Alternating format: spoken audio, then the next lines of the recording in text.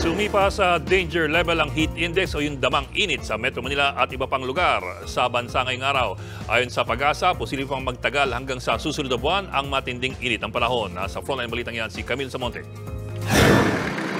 Maghapon na nakabilad sa araw ang traffic enforcer na si Leonora. Sa sobrang init ng panahon, dumidiskarte raw sila ng masisilungan sa gitna ng duty. Usually mga ganitong oras talaga kami lumalabas kasi ganito po yung traffic eh.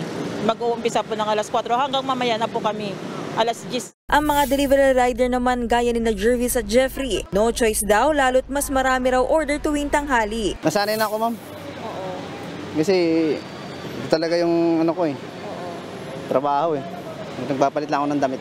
Sobrang init lalo, yung init yung kalaban. Tapos sasabay pa minsan matagal yung ano ng merchant. Mag-aantay pa kami ng order. Nasa labas lang kami mag-aantay. Ngayong araw, naitala ang pinakamataas na heat index sa 45 degrees Celsius sa Apari, Cagayan at sa Borongan, Eastern Samar. Dito sa Metro Manila, 43 degrees Celsius ang naitalang pinakamataas sa damang init. Ganyan din ang init sa Lawag, Ilocos Norte, Ambolong, Batangas at sa Masbate. Ang heat index ay yung init na ramdam ng tao base sa temperatura at humidity. Paliwanag ng Pag-asa, ang nararanasan ngayong maalinsangang panahon ay dulot ng tinatawag na monsoon break. Ina-expect natin na rainfall during this season ay mas nagiging lesser po. Specifically po dun sa western part ng Pilipinas.